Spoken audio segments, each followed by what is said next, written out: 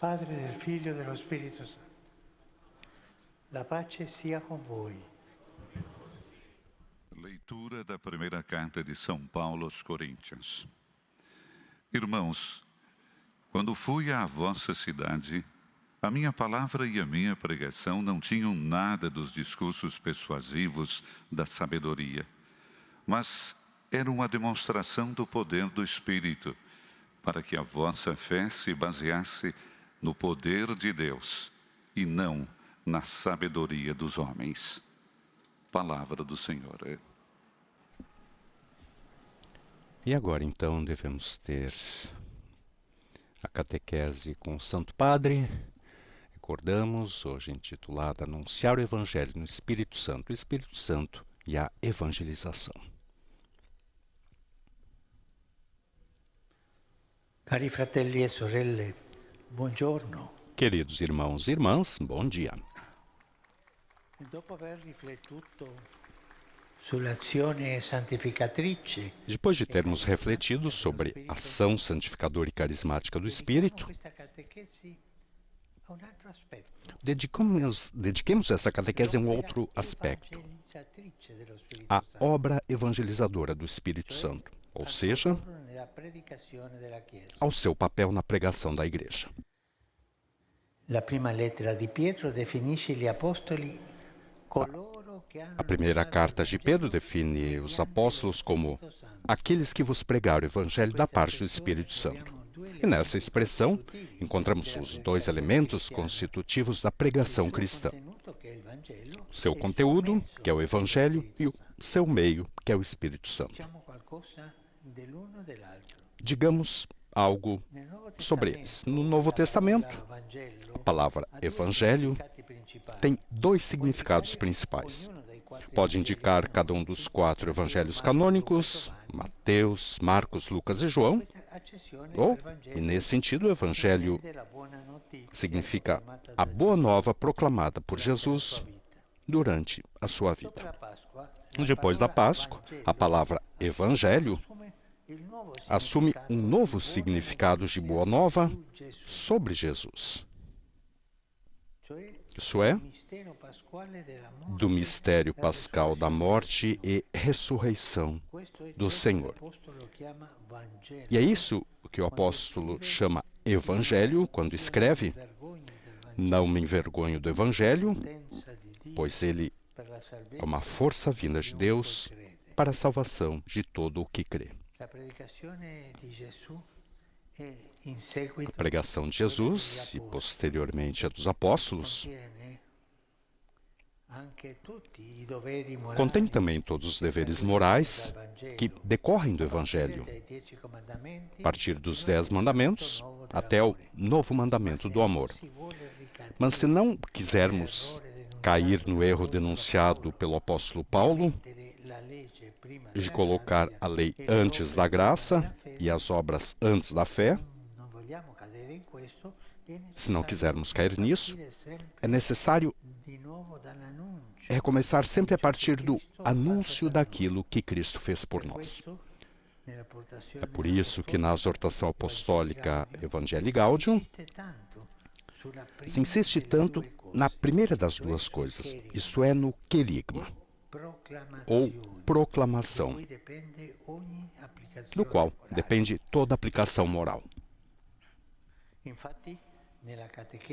Com efeito, na catequese tem um papel fundamental o primeiro anúncio, ou querigma, que deve ocupar o centro da atividade evangelizadora e de toda a tentativa de renovação eclesial. Ao designar-se como primeiro esse anúncio, não significa que o mesmo se situa no início, que em seguida se esquece ou substitui por outros conteúdos que o superam. É o primeiro em sentido qualitativo. É o primeiro em sentido qualitativo, porque é o anúncio principal. Aquele que sempre se tem de voltar a ouvir de diferentes maneiras e aquele que sempre se tem de voltar a anunciar de uma forma ou outra durante a catequese em todas as suas etapas e momentos. Não se deve pensar que na catequese o querigma é deixado de lado em favor de uma formação supostamente mais sólida. Não há nada de mais sólido, mais profundo, mais seguro, mais consistente, mais sábio do que esse anúncio, ou seja, o querigma. Até agora vimos o conteúdo da pregação cristã. No entanto, devemos também ter em mente o meio do anúncio. O Evangelho deve ser pregado mediante o Espírito Santo. A Igreja deve fazer precisamente o que Jesus disse no início do seu ministério público. O Espírito do Senhor está sobre mim, porque me ungiu e enviou-me para anunciar a boa nova aos pobres. Pregar com a unção do Espírito Santo significa transmitir, juntamente com as ideias e a doutrina, a vida e a convicção da nossa fé. Significa confiar não em persuasivas palavras de sabedoria, mas numa demonstração do Espírito e do seu poder. É fácil dizê-lo, se poderia objetar, mas como colocar em prática se não depende de nós, mas da vinda do Espírito Santo? Na realidade, é uma coisa que depende de nós, ou melhor, duas. E vou mencioná-las brevemente. A primeira coisa é a oração. O Espírito Santo vem a quem reza, porque o Pai Celeste está escrito: dará o Espírito Santo aos que lhe o pedirem. Sobretudo, se o pedirem para anunciar o Evangelho do seu Filho. Ai de quem pregar sem rezar. Torna-se naquilo que o apóstolo define como um bronze que ressoa ou um símbolo que retine. Portanto, a primeira coisa que depende de nós é rezar, para que venha o Espírito Santo. A segunda é não querermos pregar a nós mesmos, mas pregar Jesus Senhor. E essa pregação, tantas vezes, tem essas pregações longas, 20 minutos, 30 minutos. Mas, por favor, os pregadores devem pregar uma ideia, um afeto e um convite a fazer. Mais de 8 minutos, a pregação se desaparece, não se entende. Isso eu digo aos pregadores. Eu vi que agrada a vocês dizer isso. Também tantas vezes vemos os homens, quando começam a pregar, os homens saem, vão fumar e depois entram de novo. Por favor, a pregação deve ser uma ideia, um afeto e uma proposta a ser feita. Uma proposta de ação. E não ir além de 10 minutos. Não, nunca. Isso é muito importante.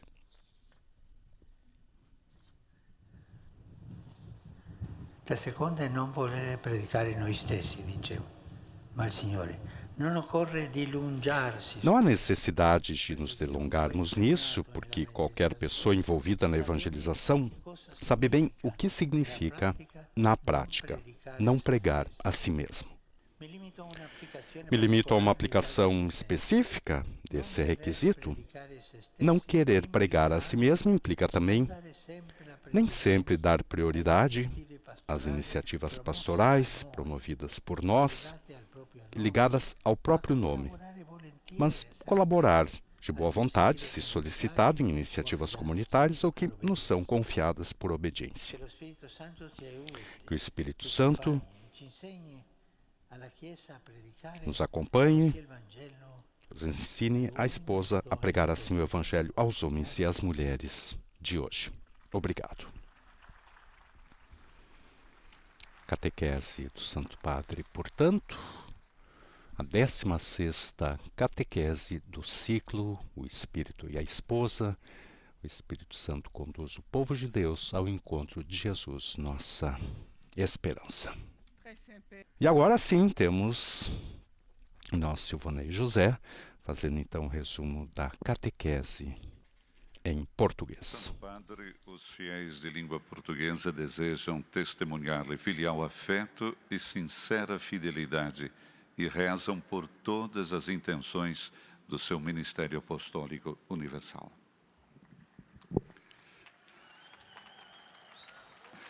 No final desta audiência, cantaremos a oração do Pai Nosso em latim. Depois, o Santo Padre concederá a bênção apostólica com um pensamento especial às crianças, aos idosos e aos doentes.